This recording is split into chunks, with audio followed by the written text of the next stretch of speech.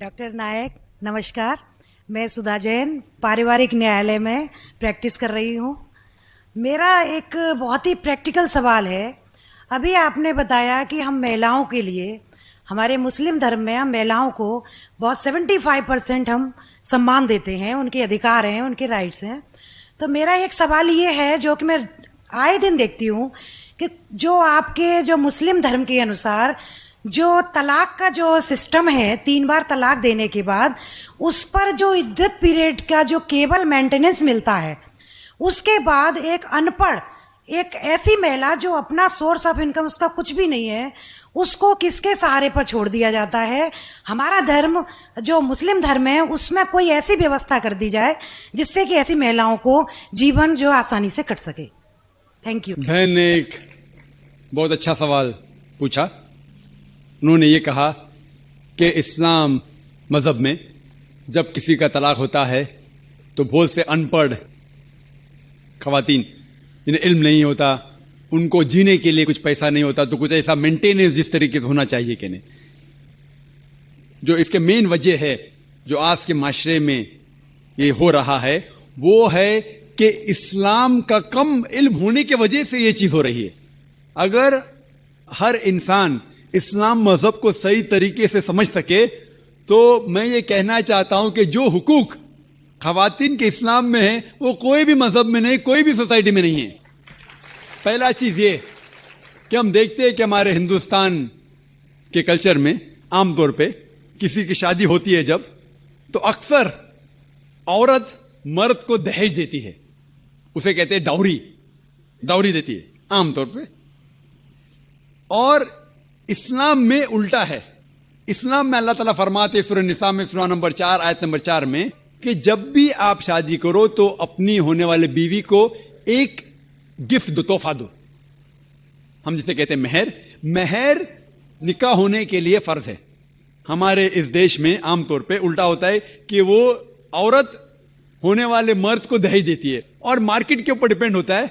अगर वो डॉक्टर है तो मांगेगा 1 करोड़ रुपया या 10 लाख, डिपेंड कौन से इलाके से आता है। इंजीनियर है तो 5 लाख, ग्रेजुएट है तो 1 लाख, जैसे भेड़ बकरियों का बिकते हैं। और अफसोस की बात है कई मुसलमान भी इसको अमल करते हैं, बिल्कुल गलत है।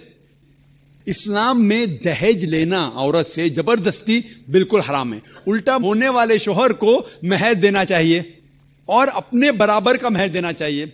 लेकिन अफसोस की बात है कि दहेज लेना छोड़िए, अगर हिंट भी देना, दहेज को हिंट देना कि मेरा बेटा मर्सिडीज कार में घूमना चाहता है, हिंट दे रहे कि उसको दहेज में मर्सिडीज कार चाहिए।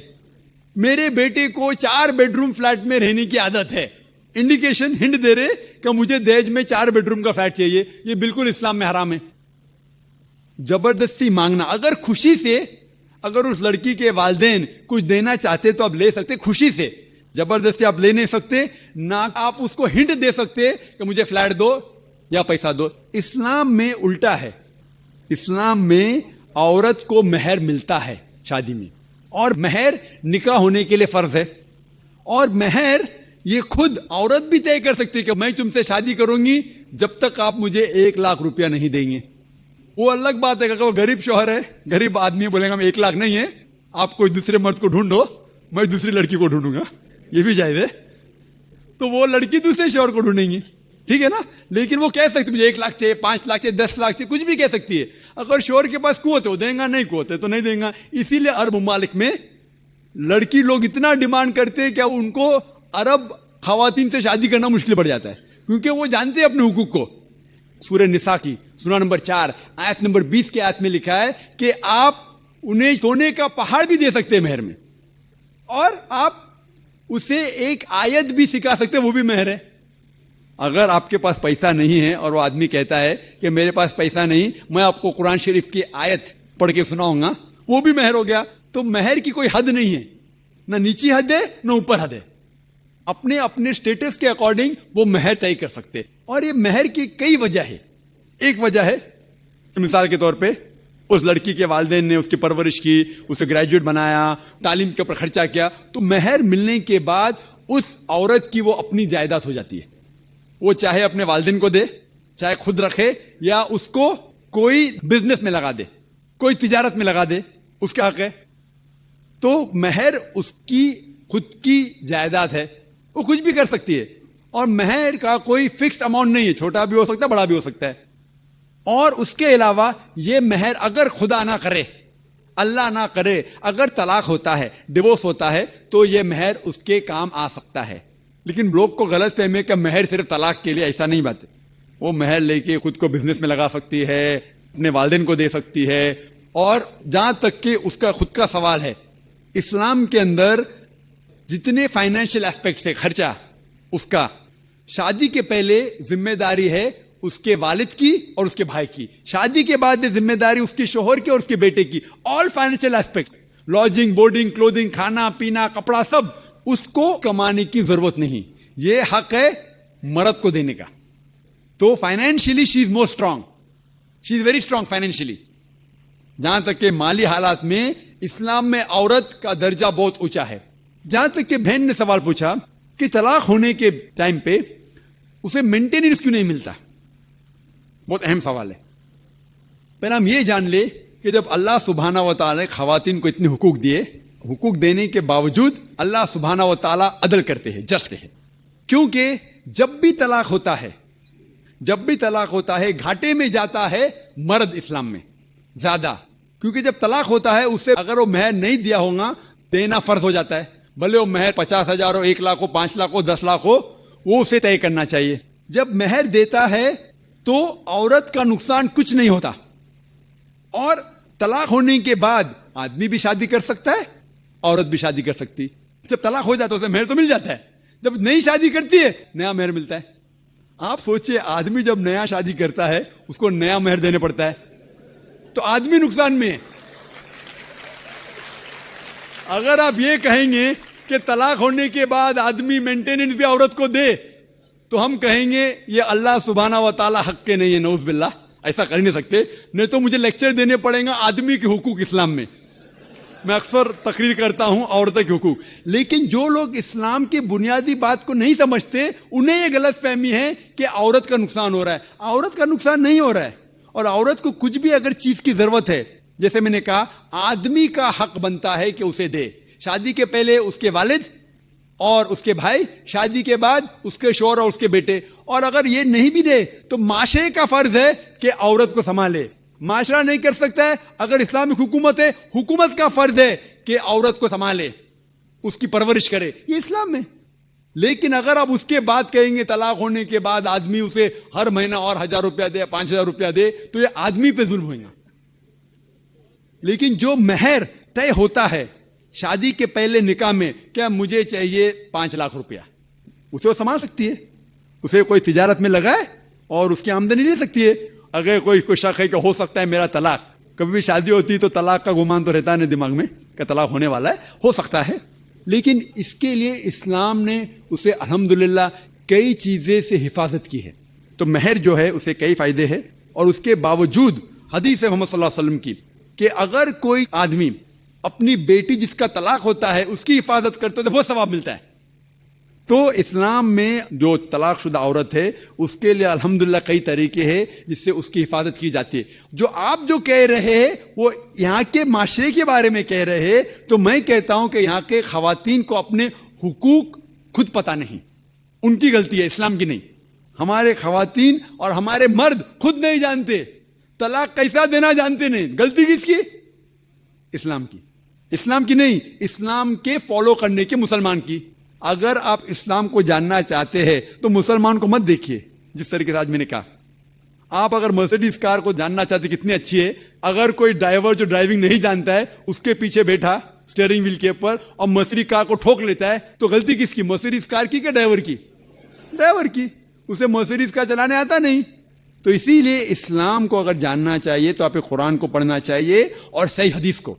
یہ افسوس کی بات ہے کہ کئی مسلمان خود نہیں جانتے قرآن و حدیث میں کیا لکھا ہے, کس طریقے سے طلاق دینا چاہیے, کس طریقے سے برتاؤ کرنا چاہیے اپنی بیوی کے ساتھ. اسی لیے میں تقریر کر رہا ہوں تو لوگوں کو قرآن اور حدیث کے قریب لے کے آؤں. Hope that answers the question. اسلام عالمی بھائی چارے میں یقین رکھتا ہے, اور اسلام یہ نہیں مانتا کہ انسان اونچے یا نیچے درجے میں پیدا کیا گیا. جو کاسٹ سسٹم اور different levels of human being ہیں, اس میں انسان نہیں پیدا کیا گیا. اسلام مانتا ہے عالمی بھائی چارے میں. اور اس تقریر کے شروع میں میں نے قرآن مجید کی ایک آیت کی تلاوت کی جو سورہ حجرات سورہ نمبر 49 آیت نمبر 13 میں سے، جہاں اللہ سبحانہ تعالیٰ فرماتے یا ایھا الناس انا خلقناکم من ذکر و انثی وجعلناکم شعوبا وقبائل لتعارفوا ان اکرمکم عند اللہ اتقاکم ان اللہ علیم خبیر، جس کے معنی ہے اے انسانوں، آپ کو ہم نے ایک جوڑی سے پیدا کیا، مرد اور عورت کی جوڑی سے، اور آپ کو تقسیم کیا ہے قبیلوں میں تاکہ آپ ایک دوسرے کو پہچان سکو، نہ کہ آپ ایک دوسرے سے نفرت کرو یا جھگڑ سکو. اور سب سے اچھا انسان وہ ہے جس کے پاس تقویٰ ہے. اللہ کے نزدیک انسان کو جانچنے کا معیار ہے وہ دولت نہیں ہے، پیسہ نہیں ہے، جنس نہیں ہے، رنگ نہیں ہے، لیکن ہے تقویٰ. اللہ خدا کی محبت اور خوف، اور خدا کے کہے ہوئے پیغام پہ عمل کرنا، اسے کہتے ہیں تقویٰ. God consciousness, piety, righteousness. اور اللہ سبحانہ تعالیٰ فرماتے ہیں قرآن مجید میں سورہ روم میں سورہ نمبر 30 آیت نمبر 22 میں اللہ سبحانہ تعالیٰ کہتے ہیں کہ ہماری نشانیوں میں سے ہم نے بنائے ہے آسمان اور زمین، اور آپ کو کئی رنگوں میں پیدا کیا اور مختلف زبان ان کی بنائی، اور یہ ان لوگوں کے لیے نشانی ہے جو لوگ سمجھتے ہیں، جو لوگ علم رکھتے ہیں. اللہ سبحانہ تعالیٰ کہتے ہیں کہ ہم نے انسانوں کو مختلف رنگوں میں پیدا کیا، مختلف زبان ان کی بنائی تاکہ وہ لوگ جن کے پاس علم ہے وہ اسے جانیں. اللہ سبحانہ تعالیٰ فرماتے ہیں سورہ اسراء میں سورہ نمبر 17 آیت نمبر 70، اللہ تعالیٰ فرماتے وَلَقَدْ كَرَّمْنَا بَنِي آدَمَ، کیا ہر بنی آدم پہ ہم نے کرم فرمایا، چاہے وہ سفید ہو یا کالے ہو، چاہے وہ امریکہ میں پیدا ہو یا ہندوستان میں، چاہے وہ امیر ہے یا غریب ہے، ہر بنی آدم، ہر آدم کے اولاد پر ہم نے کرم فرمایا. یہ قرآن شریف کی آیت. اور کچھ مذاہب، اسلام اور کچھ مذہب ہے جو یہ تسلیم کرتے ہیں کہ ساری انسانیت ایک انسان کے جوڑے سے پیدا ہوئی، مرد اور عورت، جسے قرآن مجید میں کہا گیا ہے آدم اور حوا علیہ السلام. اسلام کے علاوہ اور مذہب بھی اسے مانتے ہیں، لیکن کچھ مذہب یہ بھی تسلیم کرتے ہیں کہ ساری انسانیت گناہ میں پیدا ہوئے. اسلام اسے نہیں مانتا، اور اس کی وجہ ہے عورت. کچھ مذہب یہ کہتے ہیں کہ کیونکہ حوا علیہ السلام نے آدم علیہ السلام کو ٹیمپٹ کیا، انہیں بھڑکایا اور اللہ تعالیٰ کی نافرمانی کی، اسی لیے انسانیت گناہ میں پیدا ہوئے. اسے کہتے اوریجنل سن، جو اسلام اس بات کو قطع نہیں مانتا. اسلام میں آدم علیہ السلام اور حوا علیہ السلام کا بھی ذکر ہے، اور اگر آپ پڑھیں گے قرآن مجید، دونوں نے اللہ سبحانہ و تعالیٰ کی نافرمانی کی اور دونوں پہ الزام لگایا گیا ہے، خصوصاً ایک پہ نہیں. اور اگر آپ قرآن پڑھیں گے سورہ اعراف سورہ نمبر 7 آیت نمبر 19 سے آیت نمبر 27، کم از کم 1 درجن ٹائم آدم اور حوا علیہ السلام کا ذکر کیا گیا ہے. دونوں نے اللہ سبحانہ و تعالیٰ کی نافرمانی کی، دونوں نے معافی مانگا اور دونوں کو اللہ سبحانہ و تعالیٰ نے معاف کیا. دونوں پر الزام برابر ہے. کوئی بھی ایک آیت نہیں ہے قرآن مجید میں جس میں الزام صرف حوا علیہ السلام پہ لگا گیا ہے. لیکن ایک آیت ہے قرآن میں سورہ طہ سورہ نمبر 20 آیت نمبر 121، جس میں ذکر ہے کہ آدم علیہ السلام نے اللہ سبحانہ و تعالیٰ کی بات نہیں مانی. صرف آدم علیہ السلام کا ذکر ہے. لیکن جب ہم قرآن مجید کو پوری طور سے پڑھیں گے ہمیں یہ پتہ لگتا ہے کہ دونوں پہ الزام برابر کا ہے کہ دونوں نے اللہ سبحانہ و تعالیٰ کی بات نہیں مانی، دونوں نے معافی مانگی اللہ سبحانہ تعالیٰ سے، اور اللہ سبحانہ و تعالیٰ نے دونوں کو معاف کیا. اور کچھ اور مذہب ہے جو یہ کہتے ہیں کہ پریگننسی جب عورت حمل سے ہوتی ہے یہ ایک خدا کے طرف سے ان کے لیے ایک شراپ ہے, کرس ہے. اور دوسری مذہب کی کتاب میں لکھا ہوا ہے کہ this is a curse on the woman that she shall bear labour pains, اور وہ بہت تکلیف سے بچے کو جنیں گی. دیگر مذاہب کے حساب سے عورت کے اوپر شراپ ہے اور حمل سے جب وہ بچے کو جنمیں گی اور پیدا کریں گی اس کو تکلیف ہوگی, یہ اس کے لیے شراپ ہے. اسلام قطعی اس کو نہیں مانتا. اسلام کے نزدیک عورت کا درجہ حمل کی وجہ سے اونچا ہوتا ہے. Due to pregnancy the status of the woman is risen. اور اللہ تعالیٰ فرماتے سورہ نساء میں سورہ نمبر 4 آیت نمبر 1 میں کہ اس کوک کی عزت کرو جس نے تمہیں جنم دیا. اور اللہ تعالیٰ فرماتے سورہ لقمان میں سورہ نمبر 31 آیت نمبر 14 میں کہ ہم نے سارے انسانوں سے کہا ہے کہ اپنے والدین سے اچھا سلوک کرو. اور آپ کی والدہ, آپ کی ماں نے بہت تکلیف سے آپ کو جنم دیا اور 2 سال تک دودھ پلائے. اس کا ذکر سورہ احقاف میں بھی ہے سورہ نمبر 46 آیت نمبر 15 جس میں اللہ تعالیٰ فرماتے ہیں کہ ہم نے انسانوں سے کہا ہے کہ اپنے والدین سے اچھا سلوک کرو. اور آپ کی والدہ نے, آپ کی ماں نے آپ کو تکلیف سے کوکھ میں رکھا اور تکلیف سے جنم دیا, اسی لیے اس کی اور عزت کرو. اسلام میں پریگننسی کی وجہ سے, حمل کی وجہ سے عورت کی عزت اور زیادہ ہے. اور ایک حدیث ہے صحیح بخاری کی, محمد صلی اللہ علیہ وسلم کی حدیث ہے صحیح بخاری جلد نمبر 8 کتاب الآداب چیپٹر نمبر 2 حدیث نمبر 2. ایک شخص محمد صلی اللہ علیہ وسلم کے پاس آتے ہیں اور پوچھتے ہیں کہ سارے جہاں میں کون سا انسان ہے جس کے ساتھ سب سے اچھا سلوک کرنا چاہیے, کمپیشن اور لو کرنا چاہیے. اللہ کے رسول محمد صلی اللہ علیہ وسلم فرماتے تیری ماں. پھر وہ شخص پوچھتا ہے اس کے بعد کون؟ پھر وہ کہتے ہیں تیری ماں. اس کے بعد کون؟ پھر محمد صلی اللہ علیہ وسلم پھر سے کہتے ہیں تیری ماں. وہ شخص پوچھتا ہے اس کے بعد کون؟ پھر محمد صلی اللہ علیہ وسلم کہتے ہیں تیرے والد, تیرا باپ, تیرا پتا. اس سے یہ ظاہر ہوتا ہے کہ 75% 3/4 حصہ کمپیشن, لو, عزت کا جاتا ہے والدہ کو, ماں کو. پاؤ حصہ جاتا ہے والد کو, پتا کو. مختصر سے ماں کو ملتا ہے گولڈ میڈل, سونے کا تمغہ. ماں کو ملتا ہے سلور میڈل, چاندی کا تمغہ. ماں کو ملتا ہے برونز میڈل, تانبے کا تمغہ. باپ کو ملتا ہے صرف کانسولیشن پرائز. یہ ہمارے پیغمبر محمد صلی اللہ علیہ وسلم کا کہنا ہے. افسوس کی بات ہے کہ بہت سے لوگوں کو غلط فہمی ہے کہ اسلام میں عورت کو ذلیل کیا جاتا ہے, اسلام میں عورت کا درجہ نیچا ہے.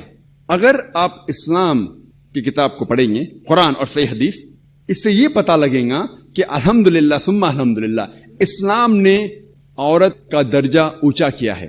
اسلام میں عورت اور مرد کلی طور پہ برابر ہے. کچھ جگہ مرد کو ایک درجہ اضافہ ہے, کچھ جگہ عورت کو ایک درجہ اضافہ ہے. مثال کے طور پہ اسلام میں مرد اور عورت برابر ہے لیکن ہو بہو نہیں ہے, برابر ہے لیکن ہو بہو نہیں ہے. اللہ سبحانہ و تعالیٰ نے مرد اور عورت کو فزیولوجیکلی الگ قسم کا بنایا ہے, بایولوجیکلی الگ قسم کا بنایا ہے, مینٹلی الگ قسم کا بنایا ہے. Depending upon the physiological make up, biological make up, medical make up, ہر انسان مرد اور عورت کے جو رول ہے وہ مختلف ہے. مثال کے طور پہ ایک کلاس میں 2 طالب علم, 2 اسٹوڈنٹ فرسٹ آتے ہیں. انہیں ایگزامینیشن میں 100 میں سے 80 مارکس ملتے ہیں, 80 نمبر ملتے ہیں. جب ہم آنسر پیپر دیکھتے ہیں, جواب کا پیپر دیکھتے ہیں, ہمیں پتا چلتا ہے کہ 10 سوالات ہے, ہر سوال کے جواب پر 10 نمبر ہے.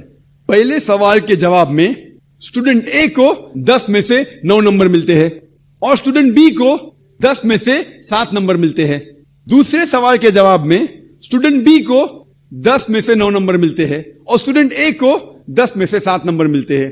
تو جواب نمبر 1 میں اسٹوڈنٹ اے اسٹوڈنٹ بی سے آگے ہے, ایک درجہ اضافہ ہے. جواب نمبر 2 میں اسٹوڈنٹ بی کا درجہ اسٹوڈنٹ اے سے آگے ہے. باقی سوالات کے جواب میں دونوں اسٹوڈنٹ اے اور بی کو 10 میں سے 8 ملتے ہیں. اگر ہم جوڑیں گے دونوں کو 100 میں سے 80 نمبر ملتے ہیں، یعنی 80%. لیکن جواب نمبر 1 میں اے آگے ہے، اسٹوڈنٹ اے آگے ہے، جواب نمبر بی میں اسٹوڈنٹ بی آگے ہے، باقی جوابوں میں دونوں برابر ہے. اسی طریقے سے اسلام میں عورت اور مرد کا درجہ برابر کا ہے، لیکن کس مقام پہ، کس چیز میں آدمی کا ایک درجہ آگے ہے، کس چیز میں عورت کا. مثال کے طور پہ اگر میرے گھر میں ایک چور آتا ہے اور چور گھس جاتا ہے میرے گھر میں نہیں کہوں گا کہ میں وومن رائٹس میں مانتا ہوں، میں مانتا ہوں کہ خواتین اور مرد ایک دم یکساں ہے. میں نہیں کہوں گا میرے بیوی سے، میرے بیٹی سے جا کے چور کا مقابلہ کرو، کیونکہ میں جانتا ہوں کہ اللہ سبحانہ و تعالیٰ نے آدمی کو فزیکلی اسٹرانگر بنایا ہے اور طاقتور بنایا ہے. اور ایک قرآن مجید کی آیت ہے سورہ نساء کی سورہ نمبر 4 آیت نمبر 34 کہ اللہ سبحانہ و تعالیٰ نے مرد کو فزیکلی اور طاقتور بنایا ہے. تو طاقت میں مرد کا ایک درجہ اونچا ہے، جہاں تک کہ والدین کا ساتھ دینا ہوتا ہے، کمپینینشپ، لو، عزت، اس میں جیسے کہ میں نے کہا والدہ کو 3 گنا والد سے زیادہ درجہ ہے. اس کے اندر عورت کا درجہ آدمی سے زیادہ ہے. اسی طریقے سے اگر ہم کلی طور پہ دیکھیں گے اسلام میں عورت اور مرد برابر کے ہیں، کچھ چیز میں ایک درجہ مرد کا آگے، کچھ چیز میں خواتین کا ہے. اگر آپ میری کیسٹ دیکھیں گے وومن رائٹس ان اسلام، خواتین کے حقوق، اس میں اس کا تذکرہ کیا گیا ڈیٹیل کے اندر. اسلام میں ہم یہ نہیں مانتے کہ اللہ سبحانہ و تعالی خدا خصوصاً صرف ایک قبیلے کے ہے یا صرف ایک رنگ کے انسان کے ہے. اسلام یہ نہیں تسلیم کرتا، اسلام یہ نہیں مانتا کہ اللہ سبحانہ و تعالی خدا صرف ایک گروہ کے انسان کے ہے، کہ ایک رنگ کے انسان کے ہے. اسلام میں ہم یہ نہیں مانتے کہ اللہ سبحانہ و تعالی خدا خصوصاً صرف ایک قبیلے کے ہے یا صرف ایک رنگ کے انسان کے ہے. اسلام یہ نہیں تسلیم کرتا، اسلام یہ نہیں مانتا کہ اللہ سبحانہ و تعالی خدا صرف ایک گروہ کے انسان کے ہے، کہ ایک رنگ کے انسان کے ہے یا ایک ٹائپ کے انسان کے. لیکن اللہ سبحانہ و تعالی فرماتے ہیں سورہ فاتحہ میں سورہ نمبر 1 آیت نمبر 2 الحمدللہ رب العالمین، تعریف ہے اس رب کی جو سارے عالم کا رب ہے. عالمین اسے کہا گیا ہے رب العالمین، یہ سارے عالم کا رب ہے، سارے عالمین کا رب ہے، صرف ایک گروہ کا نہیں.